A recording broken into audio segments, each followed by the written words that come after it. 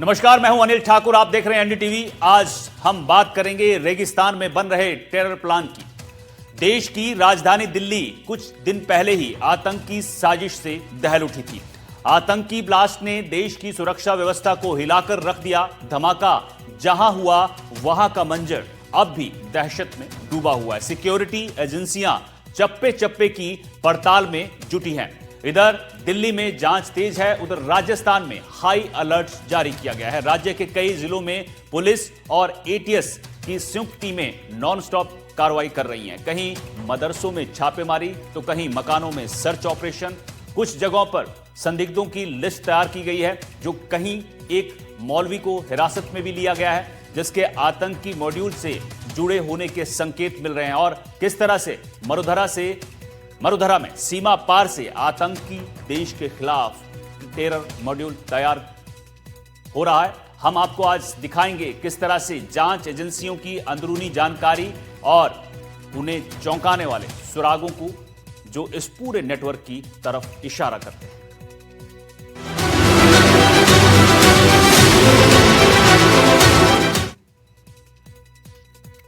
तो दिल्ली आतंकी धमाके के बाद राजस्थान में हर रोज एजेंसियों का सर्च, छापे और संदिग्धों पर शिकंजा कसना जारी है। कहीं मदरसे से मौलवी की गिरफ्तारी हो रही है जिसका संपर्क लश्कर-ए-तैयबा से है जैसे, और साथ ही जिससे पूछताछ में कुछ हैरान कर देने वाली जानकारियां भी सामने आ रही हैं। यहां पर मौलवी के मोबाइल में कट्टरपंथ से जुड़ी 3 लाख से ज्यादा इमेज मिली हैं। तो वहीं बाड़मेर जैसलमेर सीमा पर हाई अलर्ट है। 200 संदिग्धों पर सुरक्षा एजेंसियों की नजर है। इसके साथ ही पड़ोसी राज्य गुजरात में भी आतंकी साजिश चल रही है, लेकिन गुजरात एटीएस ने उसे बेनकाब कर दिया है।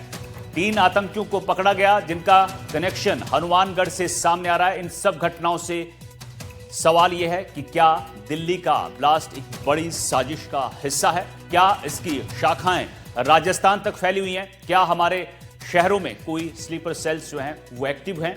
और सबसे अहम, क्या अभी भी खतरा टला नहीं है?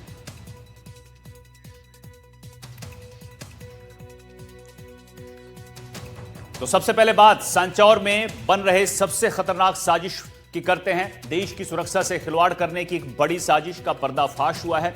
मौलवी की गिरफ्तारी से यह आतंकी कनेक्शन खुला है। आपको बता दें, राजस्थान एटीएस के हत्थे सांचौर का मौलवी उसामा उमर चढ़ा है। आतंकी संगठन तहरीके तालिबान पाकिस्तान यानी टीटीपी के लिए यह स्लीपर सेल का काम कर चुका है। उसने कई युवाओं को जिहाद की ट्रेनिंग के लिए तैयार किया। सुरक्षा एजेंसियों ने आतंकी के फोन से कई बड़े खुलासे किए हैं। सवाल यह है कि क्या धार्मिक चेहरे की आड़ में चल रही बड़ी साजिश? कौन ये आतंकी थे? उसामा उमर के हैंडलर हैं क्या? और किन शहरों पर खतरा मंडरा रहा था? देखिए किस तरह से एजेंसियों ने आतंकी उसामा के प्लान को डिकोड किया है। राजस्थान में बन रहा बड़ा terror plan. Terror plan Pakistan via Rajasthan. Sanchore में बन रही थी आतंकी साजिश। उसामा अरेस्ट, किस किस से जुड़े हैं तक? सांचौर के मौलवी का आतंकी कनेक्शन। आतंकी के संपर्क में था मौलवी उसामा। जांच की आज कितने जिम्मेदार? टेरर कंपनियों का प्लान हुआ डीकोड। चोरी छिपे चल रही थी गतिविधियां। टेरर प्लान की पूरी इनसाइड स्टोरी। आतंकियों का राजस्थान कनेक्शन। दिल्ली से सांचौर शिकंजा सब। सांचौर का ये मौलवी कैमरे पर बिल्कुल शांत दिख रहा है, लेकिन अंदर गहरी साजिश चल रही थी। मौलवी के अंदर चल रही टेरर प्लान को सुरक्षा एजेंसियों ने डिकोड किया है। मौलवी उसामा गहरी आतंकी साजिश रच रहा था। सूत्रों के मुताबिक मौलवी पिछले कई महीनों से संदिग्ध गतिविधियों में शामिल था।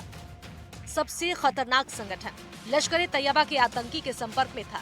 किसी को अंदाजा नहीं था कि दीन धर्म की बातें करने वाला ये शख्स छुपकर आतंकी संगठनों से जुड़े हुए नेटवर्क को चला रहा है। सांचौर से पकड़े गए मौलवी को लेकर बड़ा खुलासा हुआ है। सूत्रों के मुताबिक उसामा अरेस्ट किस किस से जुड़े था? लश्कर-ए-तैयबा के आतंकी के संपर्क में था उसामा। आतंकी सैफुल्लाह के संपर्क में था मौलवी ओसामा। अफगानिस्तान में होनी थी मौलवी ओसामा की ट्रेनिंग। पकड़ीर जाने से पहले सारा डेटा डिलीट कर चुका था। एफएसएल की टीम ने मोबाइल के डिलीट डेटा को किया रिकवर। मोबाइल में मिली कट्टरपंथ से जुड़ी 3 लाख से ज्यादा इमेजेस। मोबाइल से करीब 3 लाख से ज्यादा फोटो रिकवर हुए हैं। मोबाइल में धार्मिक कट्टरता को बढ़ाने वाली तस्वीरें मिली हैं। आतंकी सैफुल्लाह से बेहद प्रभावित था ओसामा उमर। सैफुल्लाह के कुछ रिश्तेदारों से ओसामा टच में था। टीटीपी के लिए स्लीपर सेल तैयार कर चुका था मौलवी। कई युवाओं को जिहाद की ट्रेनिंग के लिए तैयार किया। अफगानिस्तान जाने से पहले ही पकड़ा गया ओसामा। राजस्थान के सांचौर से हुई थी ओसामा उमर की गिरफ्तारी। 14 नवंबर को एटीएस ने ओसामा उमर की गिरफ्तारी की थी। आरोपी को ओसामा को एटीएस ने कोर्ट में पेश किया, जहां से 7 दिन के रिमांड पर लिया गया। 7 दिन की रिमांड के दौरान है जो चौंकाने वाले खुलासे हैं वो और सामने आए हैं, जिसके मोबाइल को एटीएस ने जब्त किया था। मोबाइल का जो डाटा था उसने डिलीट कर दिया था, रिस्टोर कर दिया था। उसके बाद एटीएस ने पूरे मोबाइल की जांच की। उसमें फोरेंसिक जांच में ये चीज़ सामने आया, उसका डाटा निकाला गया जिसमें करीब 3 लाख से अधिक है जो आतंकवादी संगठन सहित अन्य तरीके के वो फ़ोटो हैं वो उसमें पाए गए। उसके बाद उसके खिलाफ है जो लगातार कार्रवाई है वो की जा रही है। बता दें कि सांचौर के नूर मोहम्मद मोहर्रम चौक मस्जिद से उसको गिरफ्तार किया गया था। मूल रूप से वो बाड़मेर के एक इलाके का रहने वाला है जो सरहदी इलाका है। बाड़मेर की सीमा से कुछ ही किलोमीटर दूर उसका घर है वो है। और उसका पिता, उसका भाई और अन्य लोग हैं वो धर्म के नाम पे लोगों को पढ़ाई करवाते हैं, जो मस्जिदों में रह के उनको अलग अलग तरीके से शिक्षा देते हैं। लेकिन ओसामा है वो धर्म की शिक्षा के साथ साथ है जो आतंकी संगठन की जो पढ़ाई है वो करवा रहा था। उसको लेके एटीएस को पुख्ता इनपुट मिले थे। उसके बाद उसको गिरफ्तार किया गया और उसके बाद लगातार एटीएस की निगरानी के अंदर है। एटीएस है उसको लगातार पूछताछ करी। एटीएस ने ओसामा को गिरफ्तार कर 7 दिन की रिमांड पर ले रखा था। उसने पूछताछ में कई और बड़े खुलासे किए हैं। ओसामा की इनसाइड स्टोरी। 4 साल से वो आतंकी संगठन के टच में था। अफगानिस्तान की एक सिम मिली है। टीटीपी के बेस कैंप में जिहाद की ट्रेनिंग लेनी थी। भारत लौटकर स्लीपर सेल को एक्टिव करने का प्लान था। आतंकी ओसामा उमर के फोन से अधिकांश फोटो पर उर्दू, अरबी या फारसी में कुछ मैसेज लिखे मिले हुए हैं। ओसामा के कब्जे से जो अफगानिस्तान की सिम मिली है, अब तक इस बात का खुलासा नहीं हो पाया है कि ओसामा तक ये सिम कैसे पहुंची। एजेंसियां उस सिम की भी जांच कर रही हैं। सांचौर के मदरसे में बैठकर आतंकी ओसामा उमर ने जयपुर को निशाने पर ले रखा था। आतंकियों के निशाने पर था जयपुर। हाल ही में एटीएस ने राजस्थान के अलग अलग इलाकों में कार्रवाई की। एटीएस की टीम ने कट्टरवादी विचारधारा से जुड़े 4 मौलानाओं को दबोचा था, जिसमें एक मौलाना को गिरफ्तार कर लिया गया। एटीएस ने अफगानिस्तान के आतंकवादी संगठन टीटीपी से जुड़े मौलाना को गिरफ्तार किया। गिरफ्तार मौलाना का नाम मोहम्मद ओसामा है। एटीएस ने इसे यूएपीए एक्ट के तहत गिरफ्तार किया है। गिरफ्तार आरोपी बाड़मेर का रहने वाला है। फिलहाल ये सांचौर में रह रहा था और लंबे समय से यहाँ कट्टरवाद फैला रहा था। आरोपी ओसामा पिछले 4 साल से आतंकी संगठन से जुड़ा था। सोशल मीडिया, इंटरनेट, मोबाइल के जरिए भी अफगानिस्तान और पाकिस्तान के आतंकी संगठन से लगातार संपर्क में था। पाकिस्तान के आतंकी संगठन से जुड़े हुए थे। आतंकी कमांडर सैफुल्लाह से भी मौलाना ओसामा के कनेक्शन थे। एटीएस ने इनके पास से अफगानिस्तान की एक सिम बरामद की है। इसी सिम के जरिए लगातार सैफुल्लाह से वॉइस कॉल के जरिए बातचीत होती थी। पिछले कुछ दिनों हुए एयर स्ट्राइक के दौरान सैफुल्लाह की मौत हो चुकी है। आरोपी ओसामा राजस्थान में रहकर लोगों को बरगला रहा था। एटीएस को ओसामा के पास से कई चीजें मिली हैं। कई आतंकियों के फोटोग्राफ्स मिले हैं। करौली, जयपुर समेत दूसरी जगह से पकड़े गए 4 मौलानाओं की मुलाकात भी ओसामा से आलिम और हाफिज के कोर्स के दौरान हुई थी। हम अपने पास छुपा कर क्यों रखेंगे, जो चीजें आनी होगी। बट ठीक है, ओसामा जिसको हमने सांचौर से गिरफ्तार किया था विधि विरुद्ध गतिविधि क्रियाकलाप अधिनियम के तहत, 5 दिन तक रिमांड पर रहा। 4 दिन का पुलिस रिमांड और लिया गया है। उसके पास से जो सूचनाएं मिल रही हैं वो काफी मैं कहूँगा विस्फोटक तो नहीं कहूँगा, बट काफी गंभीर है और यह एक नई प्रवृत्ति की ओर इशारा कर रही है। स्लीपर सेल कौन यह अलग प्रवृत्ति का स्लीपर सेल दिख रहा है जो विदेशी आतंकवादी संगठनों से जुड़ सकता है। क्या अभी इसके बारे में बहुत विस्तार से कहना कुछ जल्दबाजी हो जाएगी, इसीलिए हमने लगातार इसका पुलिस रिमांड लिया है। लगातार पूछताछ चल रही है। मैं उम्मीद करता हूँ 2-3 दिनों के बाद जब कड़ी से कड़ी हम जोड़ देंगे पूरा का पूरा नेटवर्क, क्योंकि एक नया नेटवर्क दिखता है नेटवर्क खुल जाने के बाद, पूरी पृष्ठभूमि का खुलासा हो जाने के बाद हम ये सारी चीजें आपको। ओसामा का गॉडफादर आतंकी सैफुल्लाह टीटीपी का एक्टिव टेररिस्ट था। ओसामा का गॉडफादर टीटीपी का एक्टिव टेररिस्ट। ओसामा लश्कर आतंकी सैफुल्लाह से बेहद प्रभावित था। ओसामा उमर सैफुल्लाह को अपना गॉडफादर मानता था। जून 2025 में आतंकी सैफुल्लाह मारा गया था। सैफुल्लाह एक्टिव टेररिस्ट होने के साथ साथ धर्मगुरु भी था। ओसामा 2 साल से लगातार उसका वीडियो देख रहा था। सैफुल्लाह के वीडियो और ऑडियो को देखकर और उसे सुनता था। सैफुल्लाह के कई रिश्तेदार के संपर्क में था मौलवी ओसामा। सैफुल्लाह के रिश्तेदार जो अभी लश्कर ए तैयबा के टॉप कमांडरों में हैं। ब्रेन वॉश के लिए सैफुल्लाह वॉइस मैसेज के जरिए बात करता था। कई दिनों की एफएसएल इन्वेस्टिगेशन के बाद आखिरकार एफएसएल ने अपनी तफ्तीश पूरी की और रिपोर्ट एटीएस को सौंप दी है। सूत्रों की माने तो इस रिपोर्ट में बेहद चौंकाने वाले खुलासे हुए हैं। जो मौलाना है वो ड्यूअल स्पेस करता था, यानी कि अगर उसका मोबाइल फ़ोन अगर कोई जांच एजेंसी देखेगी तो उसका व्हाट्सएप, टेलीग्राम, मैसेंजर या कोई भी सोशल मीडिया प्लेटफॉर्म सामने कुछ और दिखेगा, लेकिन ड्यूअल स्पेस पीछे कोई दूसरा सोशल मीडिया प्लेटफॉर्म वो चलाता था और उसी वो प्लेटफॉर्म से वो आतंकियों से कनेक्टेड था। उसके मोबाइल फ़ोन से कई सारे वीडियो और लाखों ऐसी तस्वीर मिली है जो कि इशारा करती है कि वो लश्कर ए तैयबा, सैफुल्लाह और कई आतंकी संगठनों से कनेक्टेड था। इसके साथ ही टीटीपी से भी उसका कनेक्शन था। वह अफ़गानिस्तान जाना चाहता था, पहले दुबई से अफ़गानिस्तान और वहाँ पर जाकर ट्रेनिंग लेकर वापस राजस्थान और भारत लौटने वाला था। और यहाँ पर जो मौलाना है बच्चों को पढ़ाता है, तो यहाँ पर बच्चों को वो आतंकवाद और कट्टरपन सिखाना चाहता था।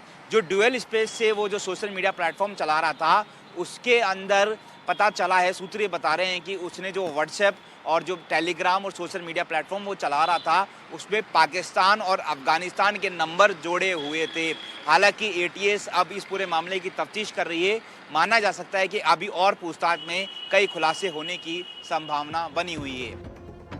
अब सुरक्षा एजेंसियों की नजर मौलवी के हैंडलर पर है, जो विदेश में बैठकर नेटवर्क ऑपरेट कर रहा है।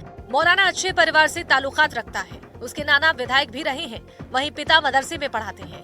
आरोपी मौलाना ने भी अच्छी शिक्षा ग्रहण की है, वो काफी पढ़ा लिखा है। ओसामा मदरसे में पढ़ाने जाता था और उसका यही उद्देश्य था कि ज्यादा से ज्यादा युवाओं को बरगलाकर माइंड वॉश किया जा सके। धर्म की आड़ में जहर फैलाने वालों पर अब शिकंजा कस चुका है। जांच जैसे जैसे आगे बढ़ रही है, नेटवर्क की कई परतें खुलती जा रही हैं। फिलहाल छापे जारी हैं और देश की सुरक्षा एजेंसियां पूरी तरह से अलर्ट पर हैं।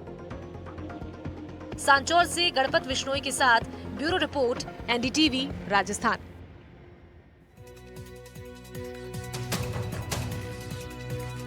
तो राजस्थान में बड़ा टेरर प्लान बन रहा है। ये आपको सांचौर के मौलवी की पूरी रिपोर्ट बताई कि कैसा उसका आतंकी कनेक्शन। दिल्ली बम ब्लास्ट से पहले गुजरात में भी आतंकी साजिश चल रही थी, लेकिन गुजरात एटीएस ने उसे बेनकाब किया है। 3 आतंकियों को पकड़ा गया। आपको बता दें कि तीनों आतंकियों को हथियार राजस्थान के हनुमानगढ़ से मिले थे और आतंकी कोई बड़ी साजिश प्लान कर रहे थे। क्या ये मामला पूरा है? इस रिपोर्ट में आप समझिए।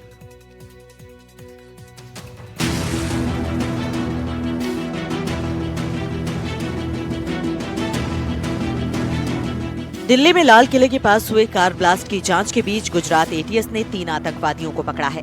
शुरुआती पूछताछ में एक बड़ा खतरा सामने आया है। पकड़े गए आतंकियों ने खुलासा किया है कि उन्हें हथियार राजस्थान के सीमावर्ती जिले हनुमानगढ़ से मिले थे।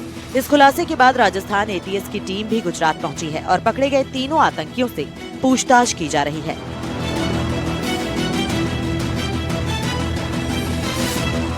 हालांकि हथियार कैसे पहुंचे, इस बात का खुलासा नहीं हुआ है। क्या ड्रोन के माध्यम से हथियार पहुंचे या फिर किसी स्थानीय ने मदद की, इस विषय पर तफ्तीश की जा रही है। अगर राजस्थान का कोई लिंक आएगा, राजस्थान की कोई गतिविधि आएगी, राजस्थान का किसी स्थान का नाम आएगा, राजस्थान में किसी व्यक्ति का हवाला आएगा, तो कानून अपना काम करेगा। ये हमारी बड़ी स्थापित प्रक्रिया होती है। जब हमारे यहाँ कोई पकड़ा जाता है, जैसे ओसामा हमारे यहाँ है, तो बहुत सारे लोग यहाँ पूछताछ के लिए आए हैं। वहाँ गुजरात में बैठी किसी को भी पकड़ा गया तो बहुत सारी एजेंसियां वहाँ गई होंगी। हम तारतम्य सामंजस्य से काम करते हैं। राजस्थान से संबंधित कोई भी खुलासा होगा, कानून सम्मत सख्त कार्रवाई की जाएगी। गुजरात एटीएस की कार्रवाई ने एजेंसियों के सामने नया सवाल खड़ा कर दिया है कि क्या अब राजस्थान की सीमा नशे की तरह हथियारों की तस्करी का भी नया रूट बनती जा रही है। पिछले कुछ सालों में श्रीगंगानगर और बीकानेर जिलों में सीमा पार से ड्रोन के जरिए हथियारों और नशीले पदार्थों की बरामदगी बढ़ी है। बीएसएफ और राजस्थान पुलिस दोनों ने ऐसी कई खेपें पकड़ी हैं, जिनमें हेरोइन के साथ पिस्तौल, कारतूस और नकली नोट भी मिले हैं। हथियार और नशे की सप्लाई का मुख्य स्रोत अब भी पाकिस्तान ही है। पुलिस और बीएसएफ के रिकॉर्ड के मुताबिक 2021 के बाद अब तक सीमा पार से ड्रोन के जरिए तस्करी के 60 मामले सामने आए हैं। इनमें 56 श्रीगंगानगर बॉर्डर और 4 बीकानेर बॉर्डर से जुड़े हैं। खुफिया एजेंसियों ने बताया कि ड्रोन के जरिए आने वाली खेपें अब कई स्तर की हो चुकी हैं। पहली ड्रोन ड्रॉपिंग है, जिसमें सिर्फ नशे की खेप होती है। दूसरी जिसमें नशा और हथियार दोनों होते हैं। तीसरी खेप में नकली नोट भी बरामद किए गए हैं। कुछ मामलों में नशा, हथियार, नकली नोट, विस्फोटक सामग्री भी जब्त की गई है। खुफिया इनपुट के मुताबिक ड्रोन के जरिए पाकिस्तान से सीमा पर खेप गिराई जाती है, जिन्हें जमीन पर मौजूद स्थानीय नेटवर्क उठा लेता है। इन नेटवर्क में कुछ किसान और मजदूर भी शामिल हैं, जिन्हें पैसों का लालच देकर इस्तेमाल किया जाता है। ड्रोन से गिरने के बाद खेप उठाकर तय पॉइंट तक पहुंचाने का काम इन्हीं के जरिए होता है। गुजरात एटीएस की कार्रवाई में पकड़े गए आतंकवादियों से बरामद हथियार में हनुमानगढ़ का नाम सामने आने के बाद सबसे ज्यादा आशंका इसी बात की है कि कहीं नशा तस्करी के बाद अब हथियार तस्करी आतंकवाद की मददगार तो साबित नहीं होने लगी है। दिल्ली में हुए ब्लास्ट के बाद देश की खुफिया एजेंसी और दिल्ली पुलिस इस पूरे मामले की जांच कर रही है और इस पूरे नेक्सस को तोड़ने की कोशिश में जुटी हुई है। वहीं इस बीच गुजरात एटीएस को भी एक बड़ी सफलता मिली है और 3 संदिग्ध आतंकवादियों को गिरफ्तार किया है। इनसे चौंकाने वाला खुलासा ये हुआ है कि इनको हथियार राजस्थान के हनुमानगढ़ से मिले थे। बड़ी बात यह है कि इनको आतंकवादियों को हथियार हनुमानगढ़ पे कैसे मिले, क्या ये हथियार ड्रोन के माध्यम से सीमा पार पाकिस्तान ने पहुंचाया था या फिर कुछ स्थानीय व्यक्ति ने उनकी मदद की और उनको हथियार पहुंचाया है। बहरहाल अब राजस्थान एटीएस टीम गुजरात गई है और उन आतंकियों से पूछताछ की जा रही है। अगर हनुमानगढ़ से उनको हथियार मिले तो निश्चित तौर पर राजस्थान का कनेक्शन हो सकता है, या तो फिर उन आतंकी के कोई स्लीपर सेल यहाँ पर हो सकते हैं या उनके सहयोगी हो सकते हैं। अब तक देखा गया था कि पंजाब में ही ड्रोन के माध्यम से हथियारों की तस्करी पाकिस्तान करता था, लेकिन अगर ड्रोन के माध्यम से हनुमानगढ़ में हथियार पहुंचे हैं तो संभवतः ये चौंकाने वाला मामला है। अब राजस्थान एटीएस, खुफिया एजेंसी, सीआईडी इंटेलिजेंस तमाम टीमें अलर्ट हो चुकी है और हनुमानगढ़ क्षेत्र का दौरा कर रही है और पता लगाने की कोशिश की जा रही है कि आखिर ये हथियार यहाँ पर कैसे पहुंचे। सहयोगी निर्मल के साथ दीपक चावला, एनडीटीवी, जयपुर। तो सांचौर से हुए मौलवी की गिरफ्तारी ने चौंकाने वाले खुलासे किए हैं। पूछताछ में मिले सुरागों ने जैसलमेर की सरहद पर फिर से एक बार खतरे की घंटी बजा दी है। सीमा सुरक्षा एजेंसियों ने 200 संदिग्धों की लिस्ट तैयार करनी शुरू कर दी है और बॉर्डर इलाकों में सुरक्षा कड़ी कर दी गई है। क्या टेरर मॉड्यूल की शाखाएं राजस्थान तक फैली हुई हैं? क्या हमारे शहरों में कोई स्लीपर सेल्स जो हैं वो एक्टिव हैं? और सबसे अहम, क्या अभी भी खतरा टला नहीं है? मौलवी की गिरफ्तारी, संदिग्धों पर निगरानी। सरहद पर साजिश, एजेंसियां हुई अलर्ट। 200 संदिग्धों पर नजर, बॉर्डर सतर्क।